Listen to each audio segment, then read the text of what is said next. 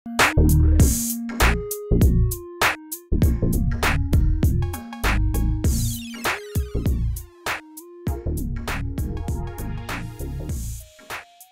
mês de abril é dedicado à conscientização sobre o autismo, mas no nosso cotidiano ainda temos muitas falsas impressões sobre o que caracteriza o autismo.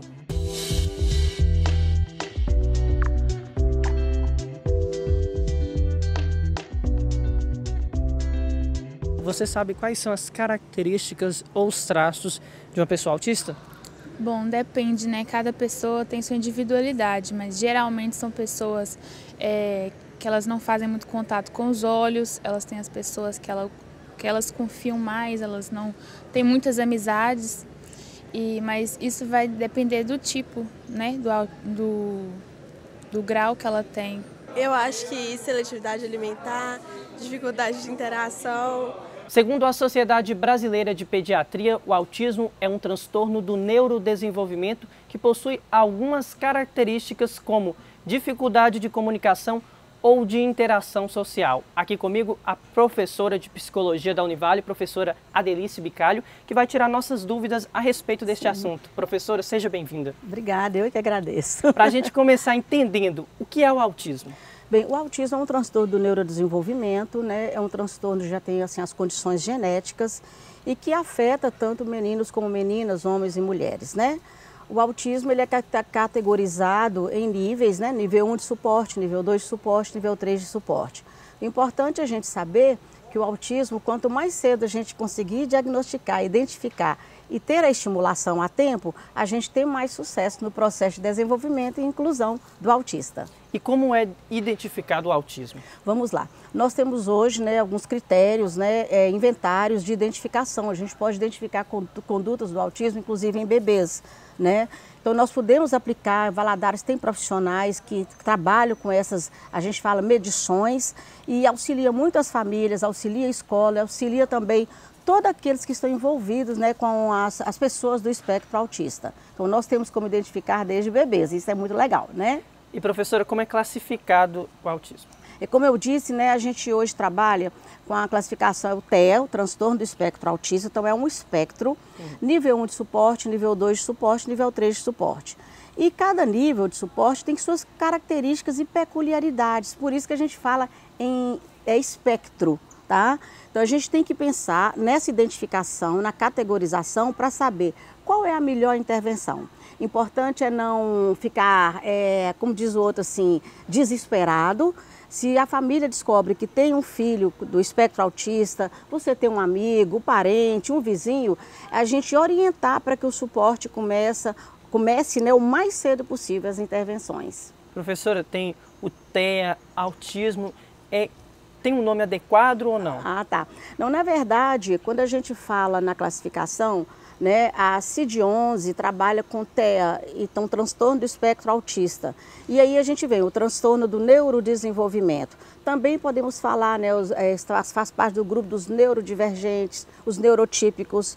Mas a gente falando do autismo, o transtorno do espectro autista, a gente está falando bacana. Tá correto, né? É. E professora, quais falsas impressões as pessoas podem ter sobre o autismo? Olha, realmente isso é importante a gente falar disso, porque o que a gente pensa que muitas vezes a gente acha que o autismo é uma pessoa, o autista, né, é uma pessoa incapaz, e não.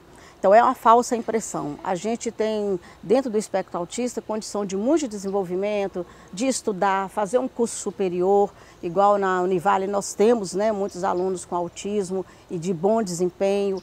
Então a gente tem que entender qual o nível que ele está de suporte, características desse espectro, começar a estimulação e não havendo prejuízos da inteligência, a gente tem condição de muito sucesso. Professora, já que falou da Univale, as pessoas, os alunos aqui que têm autismo, o Espaço A3 tem um trabalho bacana com eles, né? No Espaço A3, que é o setor de apoio ao aluno, nós temos o serviço de inclusão. Então nós atendemos nosso aluno dentro do espectro autista, a gente sugere e orienta aos docentes adaptações metodológicas, adaptações no tempo de avaliação, na forma de avaliar, adaptações nas metodologias e, como você falou no início, a trazer o aluno mais para dentro do grupo para ajudá-lo nessa interação social.